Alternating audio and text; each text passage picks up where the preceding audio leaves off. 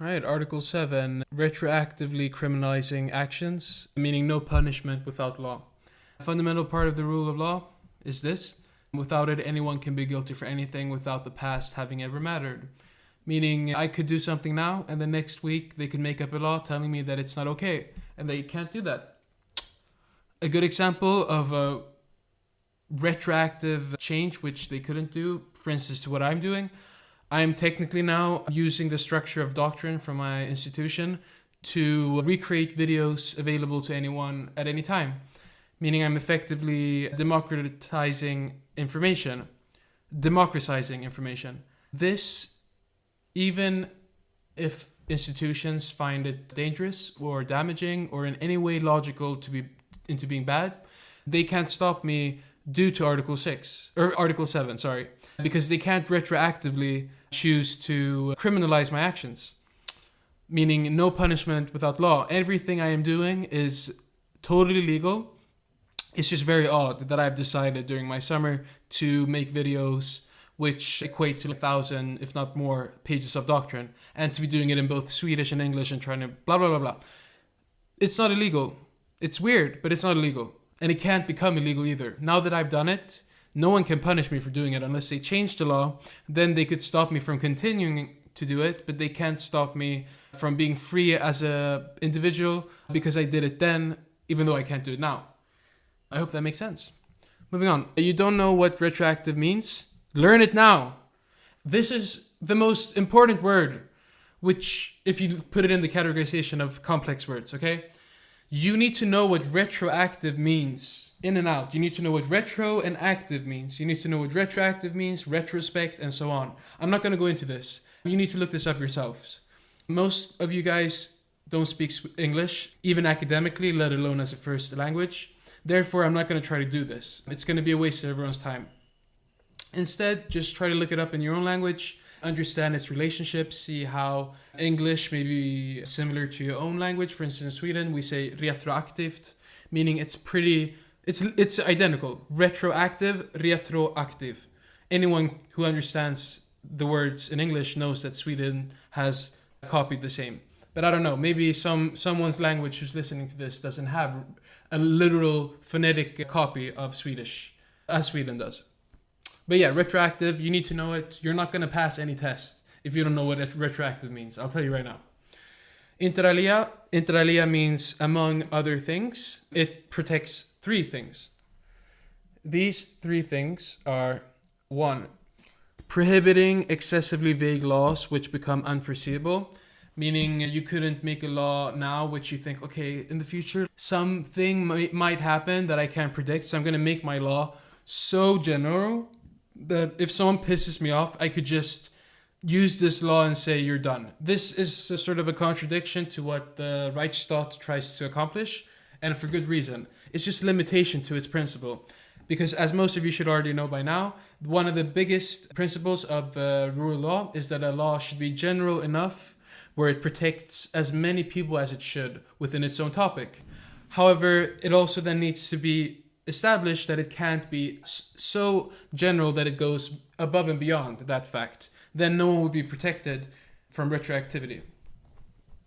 2, laws written through anecdotes leaves too much room for extensive approach. You can't use the analogy of the snake and I think it was the frog, right? You can't use that, for instance, as a law. That's not how it works. That's just what they're saying. It sounds stupid, but dictatorships try to do this, okay? It's the most stupid things that they do because they don't have any ethics. It's stupid from an ethical standpoint. It is not a stupid thing to do from a dictatorship or a despotistic standpoint. Also, if you don't know what despotism is, look that shit up right now. 3, imposing a criminal penalty without having convicted the accused. Meaning, if there isn't a law that actually says that I did something wrong and then I still get imposed with a criminal penalty, that falls into Article 7. Now, a very interesting case law which exists. I find this fascinating, personally, because I'm from the Persian diaspora, and this topic has been relevant within my country ever since the Islamic Revolution, but also today in the discussions of if the state should fall, how do we proceed with those that actually work within the state? Because as we all know, when a state commits genocidal acts or just heinous acts in general, they need to convince normal people as well that they should kill each other, specifically the soldiers. Now, this is what the case of Streletz Kessler Krenz v. Germany was about. If I understood correctly, those are the three names of the soldiers who worked at the German Democratic Party, which was within the East German side.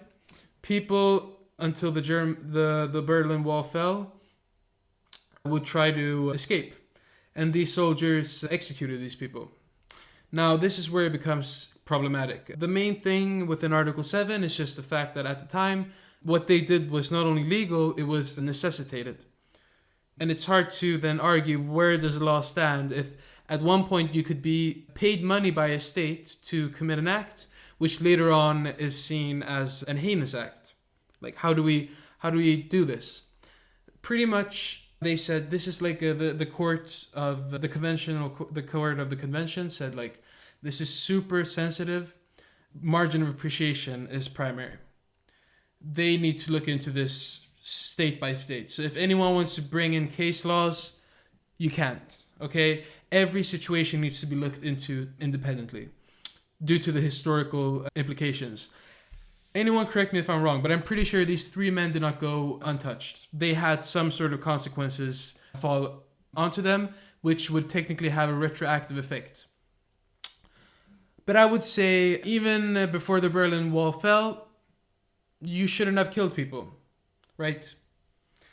So, we need to look into things more logically with these issues. Saying that it's still paradoxical, then you're trying to make yourself stupid enough to make us believe that you don't know that killing is wrong, even if a state orders you to do it. It doesn't mean that afterhand you could still argue that you didn't do anything wrong.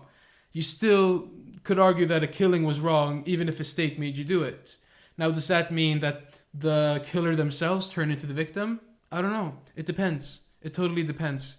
You need to look into every case. I don't know with these three men, if they were in some way threatened, or if they were implied to be threatened, if they didn't follow, and so on. But usually we could argue that a soldier doesn't have a choice. If they have to kill their own people, they usually don't have a choice. But yeah, it's still important to know these people are still out in the streets. There could be ideas of rehabilitation, right? You could still argue that a prison system is rehabilitative. And if a prison system should be rehabilitative, and you could argue that these three men have been indoctrinated into killing people from before, you could say that they need to be in prison so that we can make sure that they are dedoctrinated and thereby fit to exist or coexist within society. Now, this would go into the idea of, do these men have a fair chance to prove themselves and so on? However, people were dead at the time due to their own actions. And their actions at the time were taken with absolutely no remorse. And I'm pretty sure since they actually did get a imposing criminal penalty, you could still find cases of Article 7 being exempt. And yeah, and then you get into these questions of free will and, the question of, is it free will or was it order? Do we get to decide that Article 7 does not exist in some situations because we don't believe in redemption, or because redemption only believes in condemnation? Pretty much, what are we trying to say with these things? Are we trying to say that justice was found by retroactivity? Or is justice always found without retroactivity? It's a hard question. It's very philosophical and it can get very confusing. But you could sit at a dinner table, drink a glass of wine and discuss this, and you'd have a pretty interesting dialogue. Just discussing the idea of, do we believe in things being exempt because the action in itself is so bad that everything surrounding it doesn't matter? Everything just comes down to the killing? Or do we care about the fact that even if someone killed, the things surrounding it need to be protected as a precedent? Thereby, we can't just allow people who have killed others to be charged, because it could lead to people who don't deserve to be charged. But then we go into the question of, what are we even protecting? If we're letting people who killed others go free so we can protect others who don't deserve to be imprisoned, then we have a system that is pretty much letting people go so that other people don't get put into prison systems. And then we're asking ourselves, how is the system even working if that's how we have to think, and so on. Moving on, should a decision be made by EKMR court concerning these type of questions? Where does it leave the margin of appreciation? The court would say it leaves the margin of appreciation at center. But yeah. And then no punishment without law. No one shall be held guilty of any criminal offense on account of any act or omission which did not constitute a criminal offense under national or international law at the time when it was committed. Nor shall a heavier penalty be imposed than the one that was applicable at the time the criminal offense was committed. The article shall not be prejudice the trial. The article shall not prejudice the trial and punishment of any person for any act or omission which, at the time when it was committed, was criminal according to the general principles of law recognized by civilized nations. As you can see, the case of East and West Germany, you can't find any exemptions in Article 7. I totally agree with that fact. You don't need the law itself to say these things. This is the East and the separation of Germany. That was a huge event. That was a century-long building up. If anything, you go back to Germanic roots to explain how Hitler used Mein Kampf to take a centuries-long development of a nation's spirit and twist it into something messed up. And what we saw in the 90s, and this case being brought up, was the conclusion of then centuries of building up. So yeah, we shouldn't be having Article 7 bring these things up. It's a very, very rare case.